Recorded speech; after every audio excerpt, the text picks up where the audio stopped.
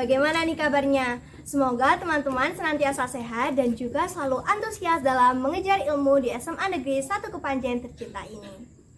Sebelumnya, perkenankan saya untuk memperkenalkan diri. Nama saya Najwa Hariratu Zahwa, nomor 29 dari kelompok 1, kelas 10 MIPA 4 Kiowo. Dan di sini saya selaku moderator akan memandu kegiatan presentasi pada siang hari ini, yaitu tentang tema seisme gempa tektonik. Pada sesi presentasi kali ini, kelompok kami akan memperagakan simulasi seisme gempa tektonik, teman-teman. Berbicara tentang gempa, tentunya teman-teman semua sudah tahu dong apa itu gempa. Teman-teman pasti pernah merasakan yang namanya gempa. Nah, bagaimana sih teman-teman rasanya gempa itu? Seperti terguncang kan ya?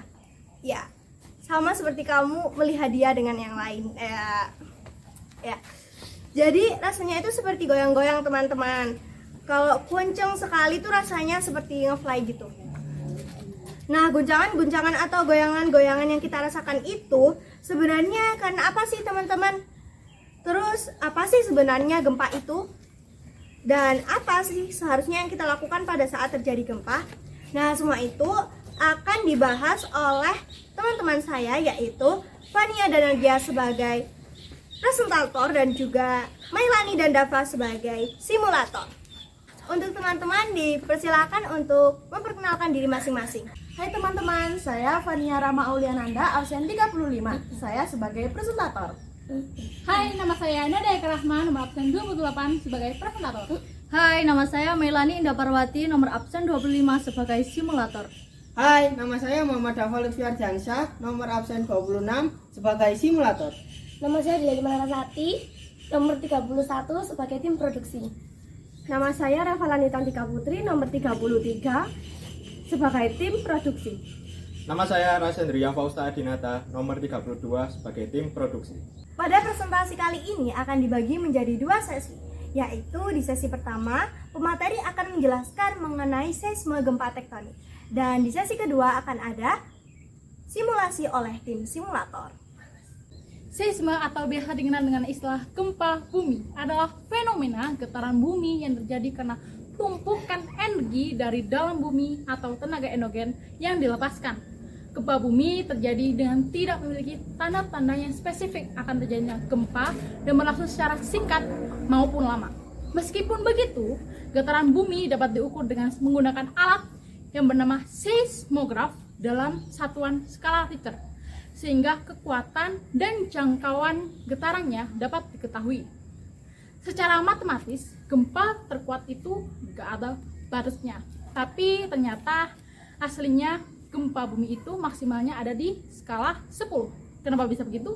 Singkatnya, emang begitu. Gempa itu adalah kejadian dari aktivitas patahan lempeng bumi yang terus bergerak dan menimbulkan getaran yang hebat, maka terjadilah gempa bumi.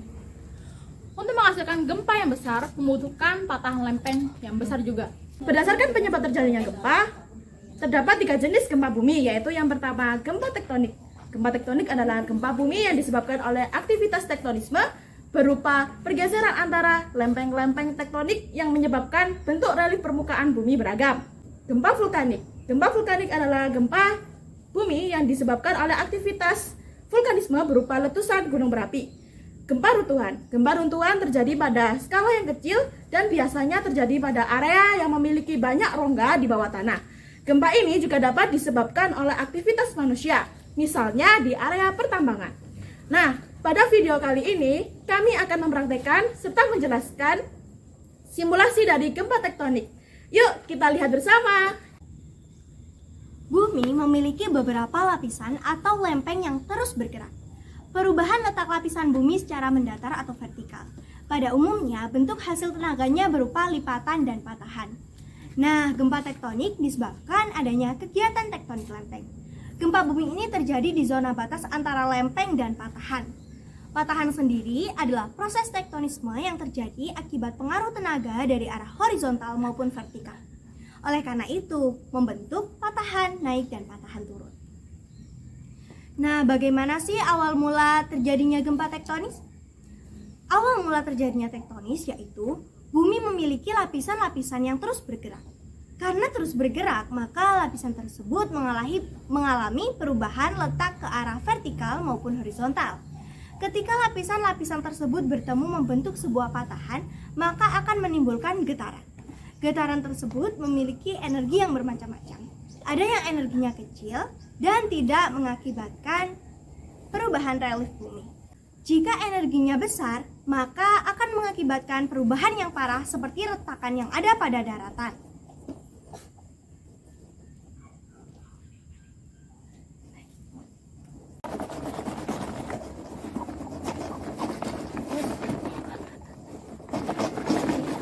Dampak adanya gempa tektonik. 1. Bangunan menjadi rusak. 2. Kerusakan sejumlah instalasi. 3. Tanah yang longsor. 4. Banjir. Dan 5. Mengakibatkan banyaknya korban jiwa.